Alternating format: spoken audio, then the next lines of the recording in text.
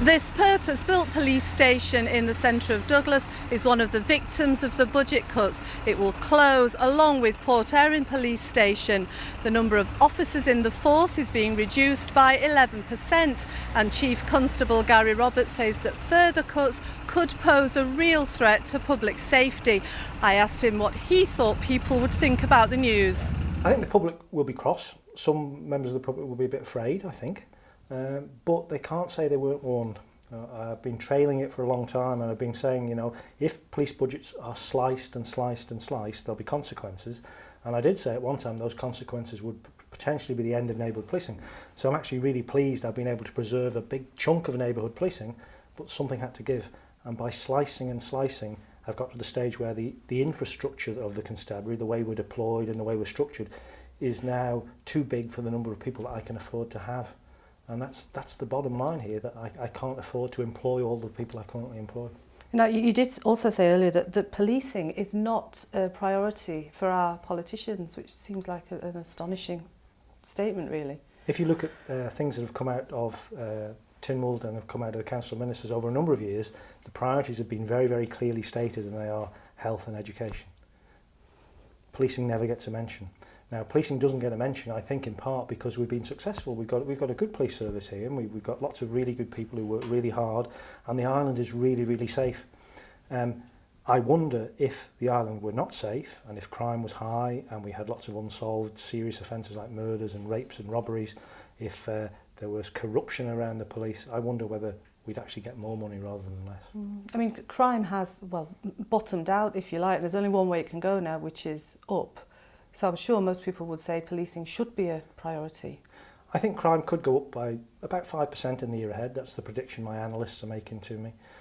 What I can see, however, is that policing isn't just about crime, and people judge us wrongly on the level of crime. That's one of the things we should be judged on, not the sole thing. And unfortunately, for years, it's become the sole thing. About a third of what we deal with is crime. About a fifth of what we deal with is mental health. Increasingly, we're finding ourselves spending loads of time dealing with vulnerable people who are vulnerable because of drink or drugs, both legal and illegal drugs, and also because of their mental health or because of a combination of all of those things. And so officers really don't do as much work on crime as they used to. Now, you could be someone who says if there is less crime, you need fewer police officers. Well, that's a really spurious argument in my view, because the attraction of the Isle of Man to business is its safety. And you don't know what you prevent by doing the things that we do, and we do them really well, I think. Now the big changes, the big impact probably is going to be in the south of the island, isn't it? Can you talk us through what the changes are? We're closing Port Erin Police Station. The closure there will probably happen around the end of September, about the 29th of September. And the number of officers in neighbourhoods like the south will reduce from, generally it's 2 sergeants and 13 or 14 constables that will go to a sergeant and 8 constables. So they'll still provide lots of neighbourhood policing. They'll still be visible. They'll still be there through the days and through the evenings and into the first part of the night. But we can only do what we can afford. Now, the closure of Port Erin is determined by 2 things. One is it's a very expensive building to run. It costs more than £30,000 a year just to keep it going, and that's a big drain on my resources. But also, increasingly, the needs in policing terms are particularly around Castletown. We've done work with the Department of Social Care, who've been trying to determine where most of the needs are in the island for vulnerable people.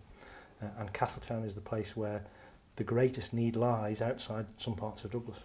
In terms of crime, in terms of vulnerability, in terms of things like mental health and drugs and alcohol, Castletown is actually a very difficult place to deal with at the moment. And obviously you need to prioritise, but you've said that you will attend every call out, but will response times be affected?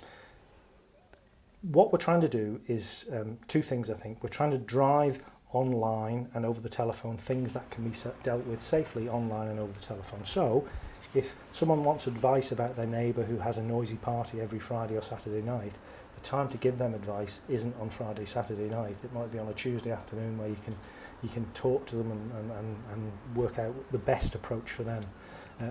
But also what we're trying to make sure that we go to things that really do require a police attendance, and we go at the right time in the right way, and we only go once.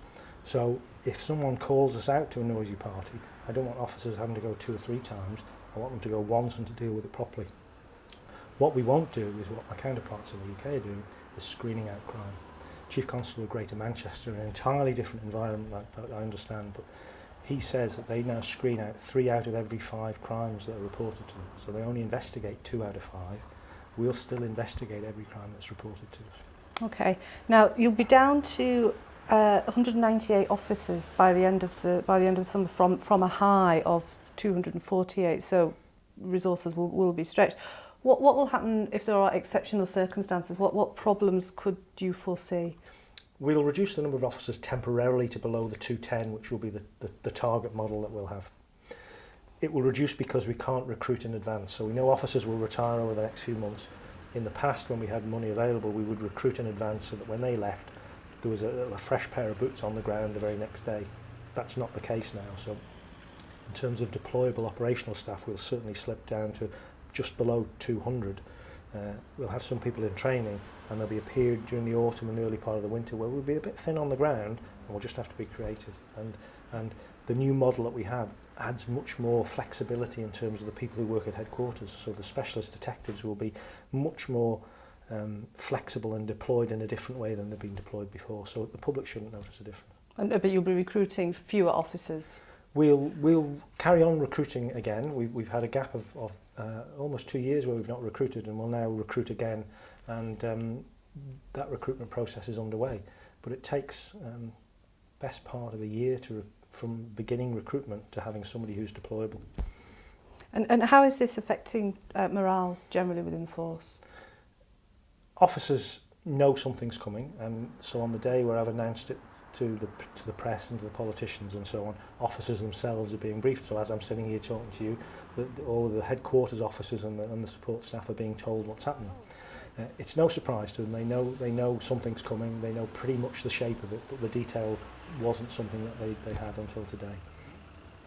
They are really good people. The constabulary has great people who are really flexible, and they will get on and do the very best they can. Now, their morale has been damaged by a couple of things in recent times.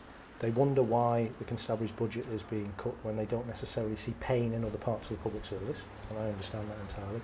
And also there have been significant changes to their pay and pensions, so that they've had real term cuts in their pay, and some of them have found that they have to work 10 years longer before they get their pension. So things outside my control have damaged them. But when you go around the place and talk to them, you know, I'd spent time with people at TT, for example. They love the work that they do, and they do the very best that they can do. But sometimes they feel a bit puzzled about. One young officer asked me, for example, why does the government own a wildlife park when it can't afford a police service? And I can't answer questions like that. The Home Affairs Minister, Julian Watterson, he said at the press conference that this is the end game in rebalancing the budget. So this restructure, there won't be more cuts ahead. That's for him. I hope what he says is right. I don't know whether he can promise that, but I know absolutely that is his intention. He will make sure as best he can that this is it. But any further reductions, in my professional opinion, would be unsafe. And I've been very, very clear about that. You said that there would be a real threat to the public. Yes. Any further reductions would take us beyond where we ought to be.